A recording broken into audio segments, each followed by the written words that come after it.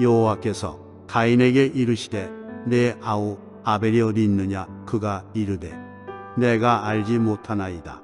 내가 내 아우를 지키는 잔이 있다.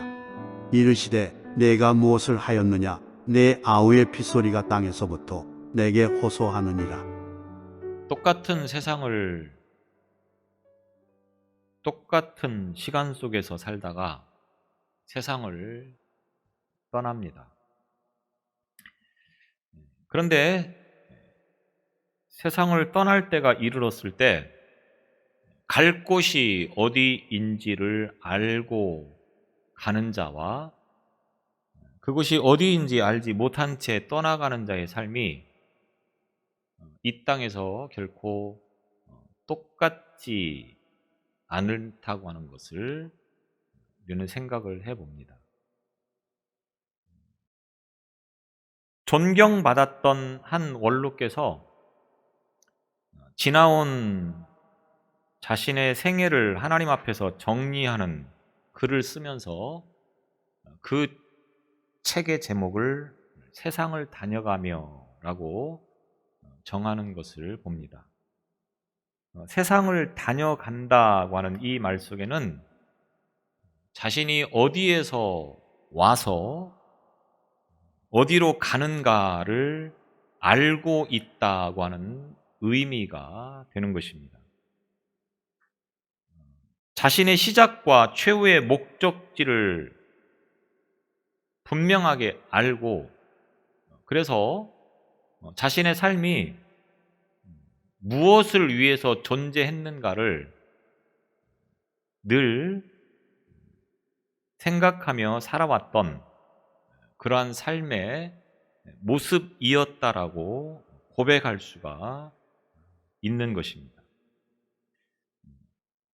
자신의 시작과 최후를 알지 못하는 것에서부터 어쩌면 인간의 혼돈과 인생의 혼미가 시작되어진다라고 말을 할 수가 있겠습니다.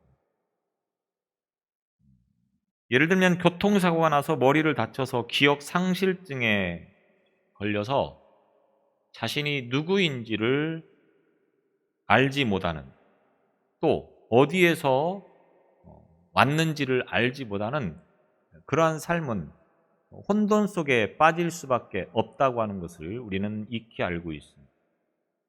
그런 것처럼 인생이 어디에서 와서 어디로 가는가라고 하는 것을 알지 못하면 이 땅에서의 삶은 참으로 의미 없고 가치 없는 삶이 될 수밖에 없다라고 하는 것입니다. 그래서 내가 어디에서 와서 어디로 가는가를 바르게 인식하고 있는 사람이 이 세상을 살아가면서 분명한 목적과 또 세상에 가장 가치 있고 의미 있는 그런 삶으로의 삶을 걸어갈 수 있다고 하는 것을 우리는 짐작해 볼 수 있겠습니다. 그래서 시편 기자는 100편 3절을 통해서 여호와가 우리 하나님이신 줄 너희는 알지어다. 그는 우리를 지으신 자시요 우리는 그의 것이니 우리는 그의 백성이요 그의 기르시는 양이로다. 이렇게 고백하는 것을 보게 되었습니다. 여호와가 우리 하나님이신 줄 너희는 알지어다. 하나님이 우리의 하나님이시라고 하는 것을 알아야 되는 것입니다. 그래서 그 하나님께서 우리를 지으셨고 그래서 우리는 그의 것이고 그의 백성이고 그의 속한 양이다라고 고백할 수 있어야 된다고 하는 것입니다. 이 세상을 다녀가는 동안에 이 세상에서 하나님의 백성답게 살아야 함을 일깨워주는 말씀이 되어지겠습니다.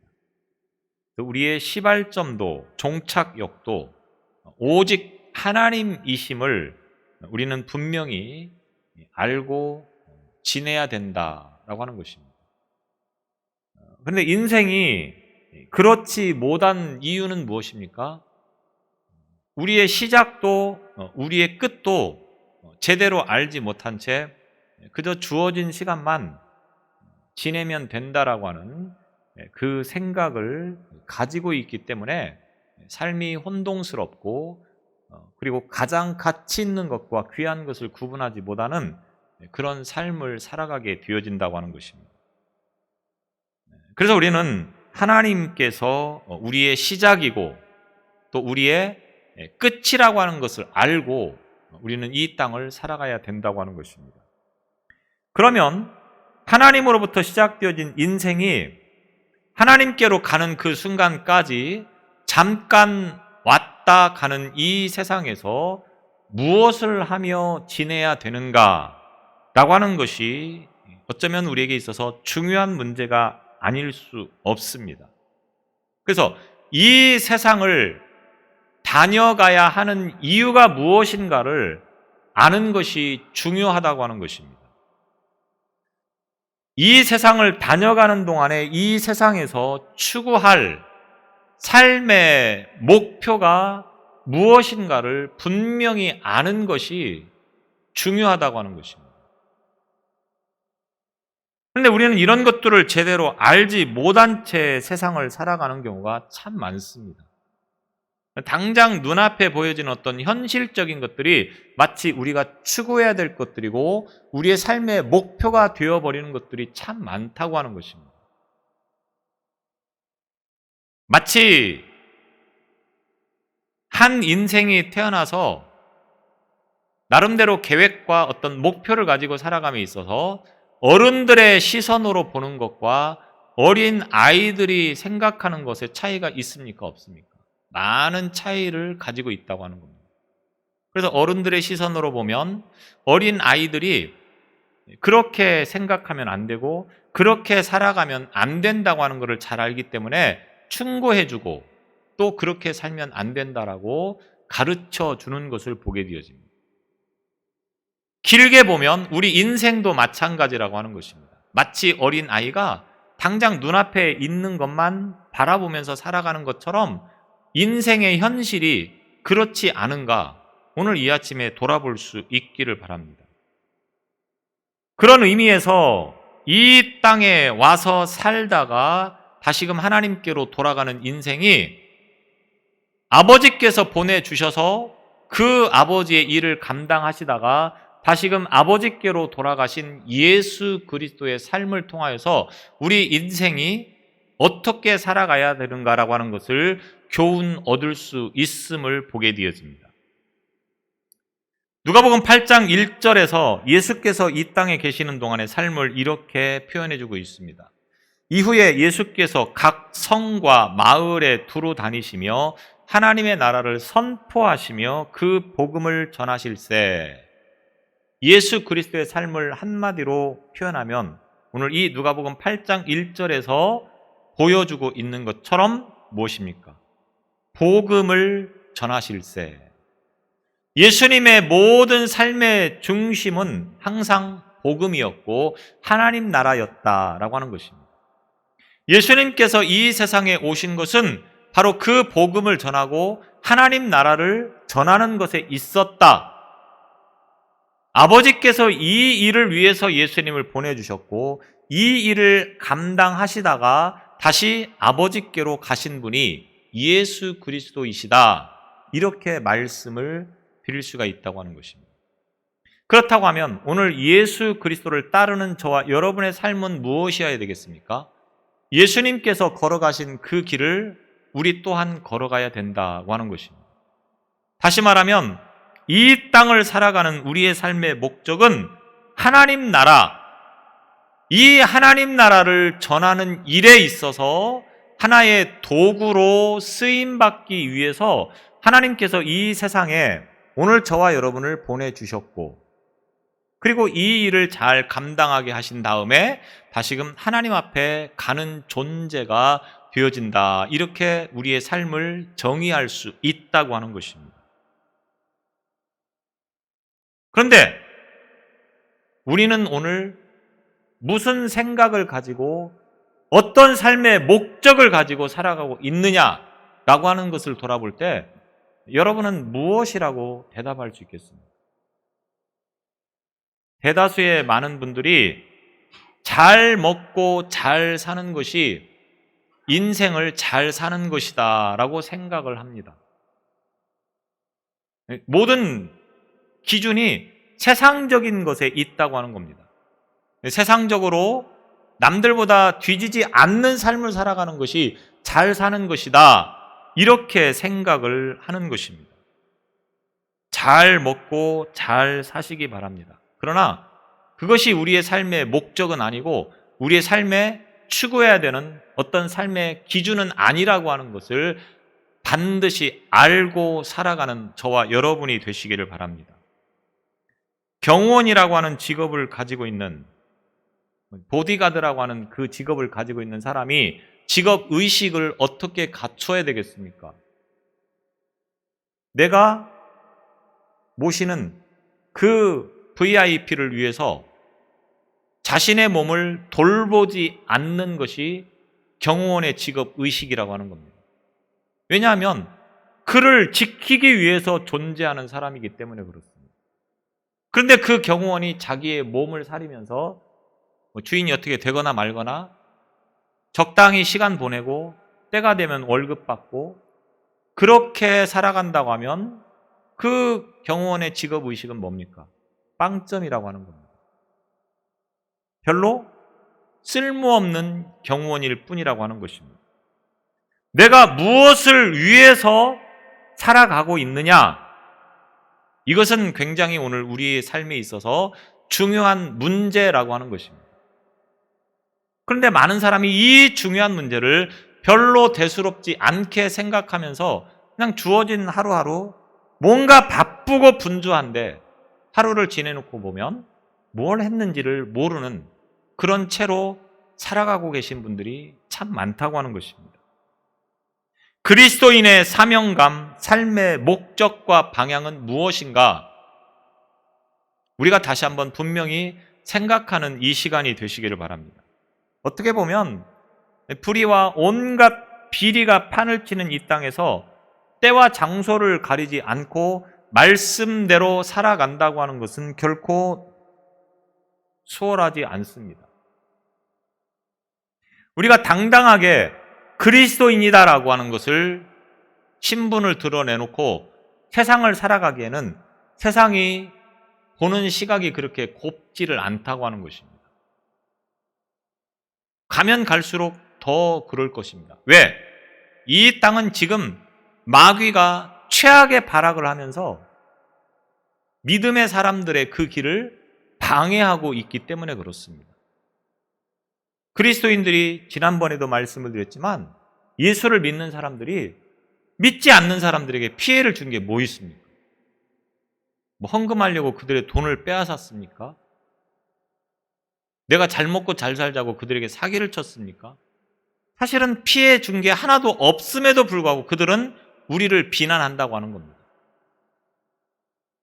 요즘같이 코로나로 인하여서 교회가 마치 코로나의 온상지가 된 것처럼 방송에서 떠들어대고 모든 문제가 마치 교회에서 일어나는 것처럼 이야기를 하는 시대라고 하면 더더욱이 우리가 그리스도인인 것을 밝히는 것이 수월하지 않던 그런 시대를 우리가 살아가고 있습니다. 그래서 예수를 믿고 살아가는 것이 참 어리석다라고 많은 사람들이 생각을 하고 있습니다. 여러분 어떻습니까? 대부분의 사람들이 그렇듯이 요령껏 세상과 타협하면서 사는 것이 어쩌면 훨씬 더 지혜롭고 또 실속 있는 것처럼 여겨질 수도 있는 세상이 지금 이 시대라고 하는 것입니다. 그럼에도 불구하고 이 땅에 살아있는 동안 적어도 그리스도인이라고 하면 언제 어디서나 말씀대로 살고 거룩을 보여주는 자가 되어야 하는 이유는 무엇입니까? 이 세상이 우리의 삶의 목적지가 아니기 때문이라고 하는 것입니다. 이 세상은 우리의 삶의 목적지, 종착지가 아니고 경유지, 거쳐가는 곳이기 때문에 그렇다라고 하는 것입니다.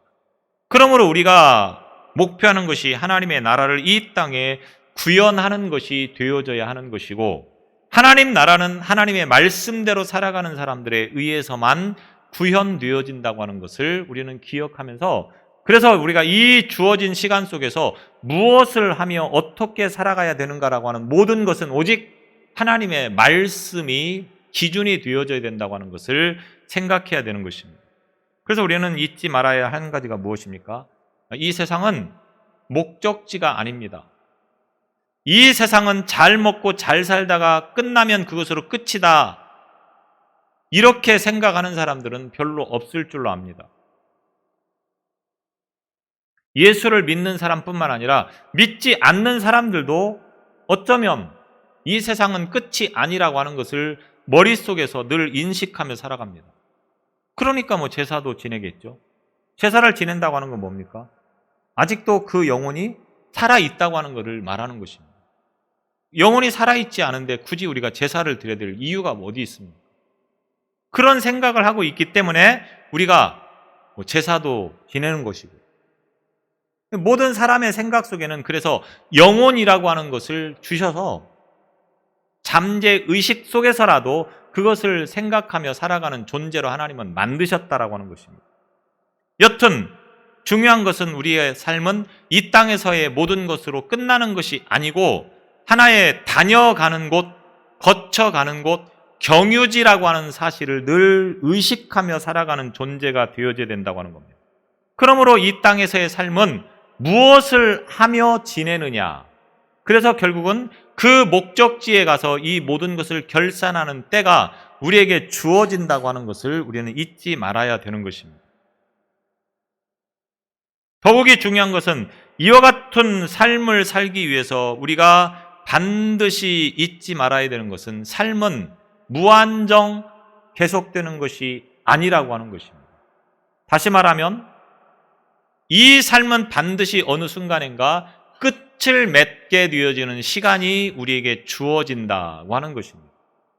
물론 그 끝은 아니지만 이 땅에서의 삶은 어쨌든 마무리를 해야 될 때가 있다라고 하는 것을 알고 우리가 그 시간이 주어지기 전에 지금의 이 삶의 자리에서 최선을 다하고 후회 없는 삶을 살아가는 것이 중요하다고 하는 겁니다.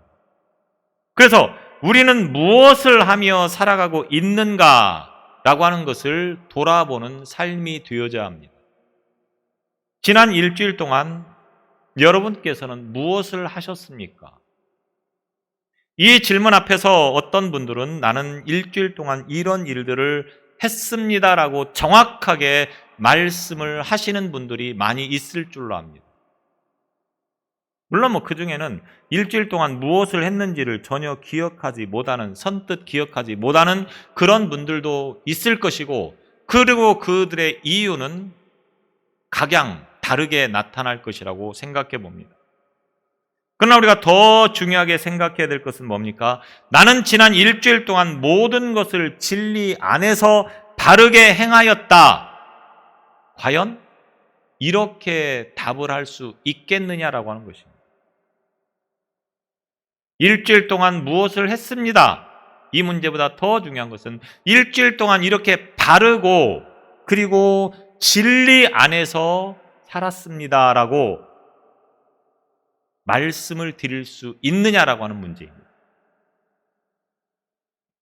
가인과 아벨, 이 이야기는 제가 지난번에 한번 했기 때문에 그 자세한 내용은 다시 말씀을 드리지 않겠습니다. 이 둘의 이야기는 오늘 3절 말씀에 보면 세월이 지난 후에 라고 하는 말씀으로 시작이 되어지고 있습니다. 가인과 아벨이 태어나서 어떻게 살았는가, 무엇을 하였는가라고 하는 것에 대해서 구체적이고 자세하게 이야기하고 있지 않습니다. 그리고 이제 세월이 지나서 세월이 지난 후에 라고 하는 이 말은 그리고 날들의 끝으로부터 이 일이 있었다, 이런 이야기가 됩니다. 세월이라고 하는 것이 한 날들이 쌓여서 이루어진 날들이고, 이런 날들은 무한히 계속되는 것이 아니라 그 끝이 있는데 바로 그 순간, 바로 이 사건이 시작되어진다, 이런 말씀이 되겠습니다. 그래서 이 말이 무슨 말입니까? 세월의 끝에 이르러, 이런 말이 되어집니다. 세월의 끝에 이르러 어떤 삶의 시작점이 아니고 이미 살 만큼 살았고 그리고 이제 그 끝에 가서 하나님께서 작정하신 때가 되었으므로 그때에 이 둘을 불러서 그들로 하여금 어떻게 살았는가, 또 그들이 하나님 앞에 무엇을 드릴 수 있는가라고 하는 이 문제를 짚어보자고 하는 말씀이 되어지겠습니다. 그런데 이 때는 비단 가인과 아벨에게만 주어지는 것이 아니고 오늘 저와 여러분을 포함해서 모든 사람에게 다 찾아오는 때라고 하는 것을 우리가 기억해야 된다고 하는 것입니다. 세월의 끝에 이르러 하나님 앞에 서야 할 때가 있다, 이런 말씀이 되어지는 것입니다. 어쩌면 우리는 이 때를 위해서 살아가는 존재라고 그렇게 이야기를 할 수도 있겠습니다. 오늘을 위해서 오늘을 사는 것이 아니고 바로 이 세월의 끝에 하나님 앞에 섰을 때 우리가 무엇을 했는가, 또 하나님께 무엇을 드릴 수 있는가, 이 문제를 위해서 지금 살아가고 있다, 이렇게 말씀을 드릴 수가 있다라고 하는 것입니다. 결과적으로 아벨의 제물은 받으시고 가인의 제물은 받지 않으십니다. 그때 가인은 자신이 드린 제물과 하나님 앞에서 예배가 드려지지 못한 것에 대해서 뒤돌아보면서 어떻게 하면 다시금 하나님께서 받으시는 예배를 드릴 수 있을까라고 하는 것을 생각했다고 하면 얼마나 좋았겠습니까? 그런데 예배에 실패한 가인은 자신의 모습을 돌아볼 수 있는 여력이 생기질 않습니다. 예배에 실패한 가인은 그 마음에 분노만 쌓이게 되어진다고 하는 것입니다. 그래서 어떡합니까? 동생 아벨을 들로 유인하여서 그곳에서 쳐 죽이는 살인죄를 저지르게 되어지는 것을 봅니다. 우발적인 살인이 아니고 의도를 가지고 계획적으로 범죄를 저지른 전형적인 살인자의 모습이라고 하는 겁니다. 누가? 가인이라고 말하기에 앞서 이렇게 될 수밖에 없었던 것을 우리는 분명하게 짚고 넘어갈 수 있어야 되는 것입니다. 요한일서 3장 12절로 15절에 보면 가인같이 하지 말라. 그는 악한 자에게 속하여 그 아우를 죽였으니 어찐 연고로 죽였느냐. 자기 행위는 악하고 그 아우의 행위는 의로움이니라. 또 15절에 그 형제를 미워하는 자마다 살인하는 자니 살인하는 자마다 영생이 그 속에 거하지 아니하는 것을 너희가 아는 바라. 가인같이 하지 말라. 이 말은 무슨 말입니까? 누구든 가인처럼 될 수 있다고 하는 것입니다. 누구든 가인과 같이 살인자가 될 수 있다고 하는 것을 의미하는 것입니다. 가인은 시기와 질투로 아벨에 대한 미움의 마음을 절제하지 못하고 결국 사탄의 먹잇감이 돼서 살인자가 되어지는 것입니다. 우리가 성경을 통해서 보면 예배에 실패한 인생이 성공한 경우를 볼 수 있습니까? 없습니까? 예배에 실패한 인생은 실패한 인생일 뿐입니다. 예배에 성공한 사람 중에서 실패한 인생이 있습니까? 없습니까? 예배에 성공한 사람은 인생의 성공자가 되는 것입니다. 대표적인 사람이 바로 가인이라고 하는 것입니다.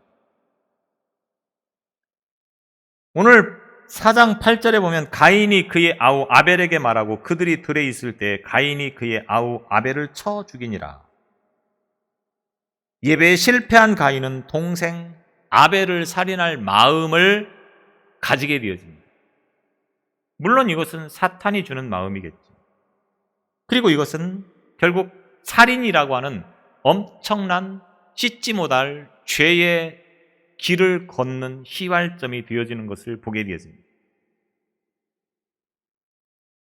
다만 이 사건은 가인 한 사람에게서 끝나는 사건이 아니고 오늘 저와 여러분에게 주어지는 사건이라고 하는 것을 기억해야 된다고 하는 것입니다. 무슨 말입니까? 예배에 실패하면 무슨 짓이라도 할 수 있는 것이 오늘 저와 여러분이라고 하는 사실을 기억하라고 하는 것입니다. 예배에 실패하면 누구라도 가인처럼 되는 것입니다. 그래서 예배자가 타락하게 되면 불신자의 타락보다 더 악하고 영향력이 크다고 하는 것을 우리는 늘 잊지 않아야 되는 것입니다. 그래서 우리는 어떻게든 예배에 성공하는 사람이 되라고 성경은 우리에게 줄곧 말씀하고 있는 것입니다. 예배에 목숨을 걸어야 되는 이유가 바로 여기에 있는 것입니다. 아무것도 아닌 것이라고 생각하시는 분이 혹여 있을지 모르겠습니다. 1년 12달 예배를 드린 것과 예배를 드리지 않은 것에 차이가 있습니까? 없습니까? 차이가 없다고 하면 그분은 예배를 잘못 드린 겁니다. 예배를 제대로 드리지 못한 것입니다. 아니, 예배를 제대로 드려본 적이 없기 때문에 예배의 가치를 제대로 알지 못하고 예배를 드려서 예배를 드린 것이나 드리지 않은 것이나 아무런 변화가 없고 차이가 없다고 하는 것을 생각하면서 살아가는 것입니다. 그래서 예배를 드려도 그만, 안 드려도 그만, 별로 중요하지 않습니다. 중요한 건 지금 내가 무엇을 해야 되느냐, 이 땅에서 내가 가치 있고 의미 있게 살아가는 것은 오직 세상적인 것이다. 이런 생각 속에서 살아가게 되어진다라고 하는 것입니다. 진심으로 예배를 드리고 예배의 가치를 아는 사람이라고 하면 예배 한번 빠지고 예배를 잘못 드린 결과로 인하여서 인생이 얼마나 불편하고 힘든 것인가를 알게 되어질 수밖에 없다라고 하는 겁니다. 그런데 그걸 모르는 건 말씀드린 것처럼 예배를 제대로 드려본 적이 없기 때문에, 물론 사람의 눈으로 볼 때는 예배 시간마다 꼬박꼬박 와서 참석하는 거, 그것이 예배를 잘 드리는 거라 이렇게 생각할 수도 있습니다. 그런데 그거는 사람이 보는 시선이고 하나님께서 보실 때에 그 예배가 정말로 영과 진리로 예배를 드리고 있느냐라고 하는 기준을 가지고 말씀을 드리는 것이라고 하는 것입니다. 물론 사람의 마음에 있는 것들이 겉으로 드러나게 되어 있습니다. 그래서 어느 정도는 예배를 드리는 모습을 보면 그분이 얼마만큼 예배에 대한 마음을 간절하게 가지고 왔는가를 알 수 있다고 하는 겁니다. 예를 들어서 여러분이 누군가의 초대를 받아서 그 집을 방문을 하게 됩니다. 그러면 어떻게 갑니까? 나름대로 초대받아서 가는 거니까 마음에 신경을 쓰겠죠. 옷도 단정하게 깨끗하게 잘 차려입고 또 적당히 범위 내에서 선물도 준비를 할 것이고 그렇게 갈 겁니다. 그러면 하나님 앞에 나올 때에, 하나님 앞에 예배 드리러 나올 때 어떤 마음의 자세를 가지고 나왔습니까? 오늘 이 예배를 위해서 여러분이 무엇을 생각했고 무엇을 다짐했고 무엇을 결심했고 무엇을 준비하고 지금 이 자리에서 예배를 드리고 있습니까? 정신없이 지내다가 주일날 되니까 아침에 눈뜨기도 힘든 그런 상태를 가지고 고작 예배 참석해서 지금 예배를 드리고 있지는 않습니까?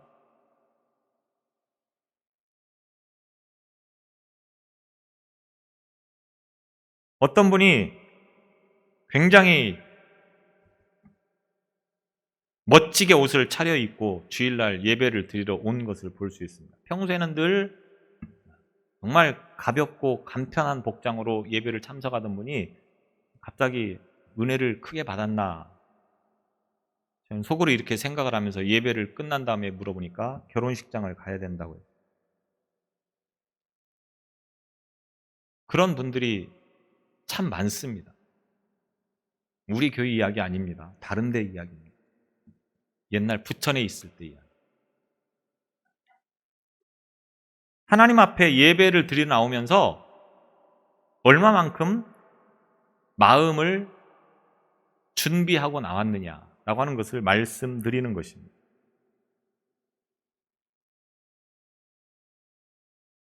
진심으로 하나님 앞에 예배 드리기를 원한다고 하면 시간 맞춰서 딱 예배를 참석하는 것으로는 절대로 되지 않습니다.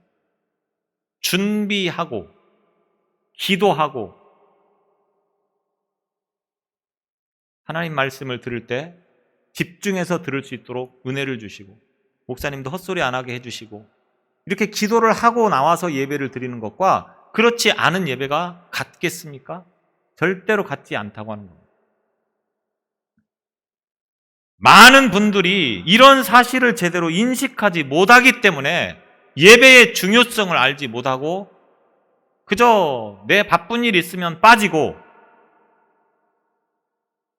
내 볼 일 있으면 빠지고 적당히 이런 생각을 가지고 늘 살아간다고 하는 것입니다.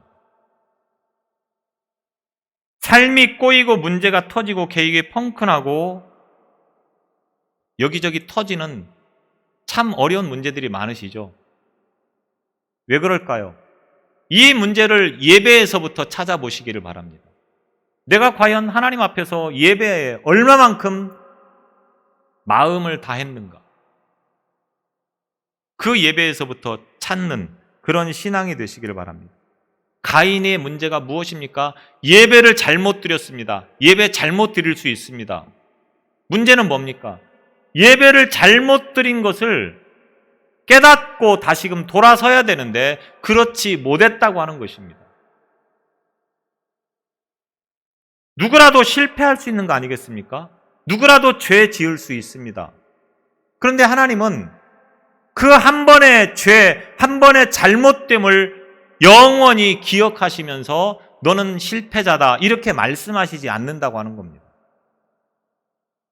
그런데 가인은 분명히 하나님께서 기회를 주셨음에도 불구하고 그 한 번의 실패를 영원한 실패의 기회로 만들어버리고 말았다고 하는 겁니다.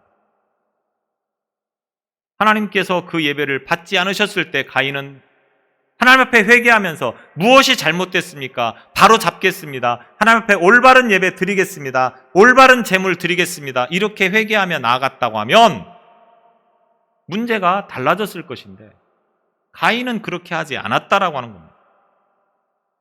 예배에 실패하면 누구든지 다 이렇게 됩니다. 많은 사람들이 예배에 실패하고 그 마음의 분노를 다른 사람들에게 쏟아붓는 모습들을 우리가 쉽게 봅니다. 저와 여러분은 예배에 성공하여서 그 은혜를 가정과 삶에 흘러보내는 삶이 되시기를 바랍니다. 내가 예배를 잘 드림을 통하여서 비단 나 하나만의 문제가 아니고 우리 가정과 우리 교회와 내 주변의 많은 사람들에게 그 선한 영향력을 끼치는 그런 삶이 될 수 있어야 된다라고 하는 것입니다. 그래서 그리스도인들은 다른 사람 때문에 라고 하는 말을 하면 안 된다고 하는 것입니다. 하나님과 나와의 관계를 돌아볼 수 있어야 되는 것입니다. 오늘 9절에 여호와께서 가인에게 이르시되 내 아우 아벨이 어디 있느냐? 그가 이르되 내가 알지 못하나이다. 내가 내 아우를 지키는 자니까. 네 아우 아벨이 어디 있느냐? 그때 가인은 뭐라고 말합니까? 내가 알지 못하나이다. 내가 아우를 지키는 자입니까? 거짓말을 합니다. 분명히 자기가 죽였는데 모른다고 거짓말을 합니다. 이것이 예배를 실패한 사람들의 전형적인 삶의 모습입니다. 예배를 예배답게 드리지 못한 사람은 거짓말로 일관된 삶을 살아갈 수밖에 없다고 하는 겁니다. 또 10절에 보면 내가 무엇을 하였느냐? 내 아우의 핏소리가 땅에서부터 내게 호소하느니라. 하나님께서 아벨이 어디 있는가를 모르셔서 질문하셨고 가인이 무엇을 했는가를 몰라서 질문하셨겠습니까? 내 삶을 돌아보라고 하는 겁니다. 너의 현 주소가 어디인가를 제대로 생각하고 돌이켜보라고 하는 것입니다. 그런데 이 말씀을 단지 가인에게만 질문하시는 내용으로 우리가 이해를 하면 안 된다고 하는 것입니다. 오늘 이 말씀은 모든 것들이 저와 여러분에게 주시는 질문이고 말씀이라고 하는 것을 우리는 기억해야 되는 것입니다. 특별히 오늘 이 말씀에서처럼 모든 것을 내려놓고 하나님 앞에 설 때가 우리에게 주어집니다. 세월 끝날에, 세상 끝날에 오늘 3절에서 말하고 있는 것처럼 세월이 지난 후에, 세월이 다 끝난 다음에 우리는 하나님 앞에 서야 할 때가 왔다고 하는 겁니다. 적어도 다 50이 넘었으니까 이제는 꺾어진 인생을 살기 시작합니다. 다시 말하면 하나님 앞에 갈 날이 점점점 다가오고 있다. 이런 사실입니다. 그때가 아직 멀었다고 생각되십니까? 마음껏 즐기십시오. 그러나 그때가 얼마 안 남았다라고 생각되신다고 하면 지금 이 가인 앞에 질문하는 것처럼 내가 무엇을 하였느냐, 이 말씀 앞에서 답변할 수 있는 삶을 지금부터라도 살아가야 된다라고 하는 것입니다. 내 아우 아벨이 어디 있느냐? 이 질문은 무엇을 말하는 것입니까? 너는 지금 어디에 있느냐? 이 말입니다. 내가 무엇을 하였느냐? 너는 지금까지 무엇을 하였느냐? 네가 어디에서 무엇을 하였느냐? 하나님은 이렇게 질문하신다고 하는 것입니다. 여러분이 어디에서 무엇을 하셨습니까? 그때 나는 내 자리를 지켰습니다. 내가 감당해야 될 그 사명의 자리, 내가 예배해야 될 그 자리를 지켰습니다. 이렇게 말씀을 드릴 수 있는 삶이 되어져야 된다고 하는 것입니다. 그때 제대로 말을 하지 못할 그런 삶을 살았다고 하면 그 인생은 실패한 인생입니다. 실패한 인생은 지금 이 순간부터라도 다시금 삶의 방향을 돌이킬 수 있기를 바랍니다. 하나님 앞에서 할 말이 있는 신앙이 되시기를 바랍니다. 죄의 자리, 우상 숭배 자리에 있는 것이 아니고 하나님 앞에 예배의 자리, 사명의 자리에 설 수 있는 그런 신앙이 될 수 있기를 바랍니다. 욕망의 눈이 멀어서 죄악의 길을 걸었다. 가인처럼 이렇게 말하겠습니까? 그럼 이런 사람에게 하나님께서 뭐라고 말씀하시겠습니까? 제가 굳이 말씀드리지 않겠습니다. 혹여라도 가인이 부럽다라고 생각되십니까?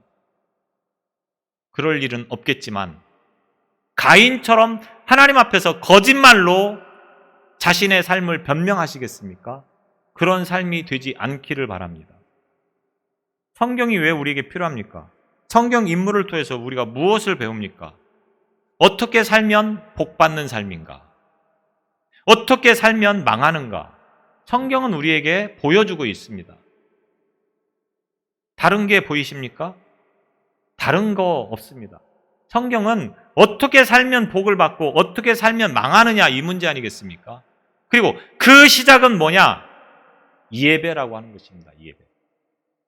그래서 성경에 복받은 인물들은 다 예배에 성공한 사람들입니다. 인생이 실패한 것은 왜 그렇습니까? 예배에 실패했기 때문에 그렇습니다. 물론 아까 말씀드린 것처럼 한 번 잘못할 수 있습니다. 한 번 죄 지을 수 있습니다. 그러나 잘못되었다고 깨닫는 순간 하나님 앞에 엎드리시기 바랍니다. 그러면 기회가 주어집니다. 그러나 가인처럼 엎드리지 않으면 살인자가 되어지는 것이고 거짓말장애가 되는 것입니다. 여러분은 어떤 인생을 살아가시겠습니까? 세월이 지난 후에 하나님 앞에서 우리는 내가 무엇을 하였느냐? 이 질문 앞에 답변할 수 있는 인생을 지금 이 순간부터 새롭게 계획하셔서 살아가는 오늘 저와 여러분의 신앙이 되시기를 바랍니다. 히브리서 11장 4절에 보면 믿음으로 아벨은 가인보다 더 나은 제사를 하나님께 드림으로 의로운 자라 하시는 증거를 얻었으니 하나님이 그 예물에 대하여 증언하심이라. 그가 죽었으나 그 믿음으로써 지금도 말하느니라. 아벨은 예배에 성공하였습니다. 그러나 그 성공의 결과가 뭡니까? 돌에 맞아 죽는, 우리 시선으로 보면 비극입니다. 그런데 오늘 성경은 뭐라고 증언하고 있습니까? 그 믿음이 지금도 많은 사람들에게 오르내리고 있다, 이런 말입니다. 다시 말하면 아벨처럼 예배에 성공한 사람이 돼서 많은 사람들에게 그 믿음이 오르내리는 삶을 살라고 하는 것을 우리에게 말씀하고 있는 것입니다. 기도하겠습니다. 우리로 하여금 가인 같은 삶이 되지 않게 하여 주옵소서. 내가 무엇을 하였느냐라고 하는 하나님 앞에서 할 말 없는 성도가 되지 않게 하시고, 우리의 믿음이 하나님께 보장되어지는 그 삶을 살아가는 신앙이 되어지도록 인도해 주옵소서. 예수님 이름으로 기도드리옵나이다. 아멘.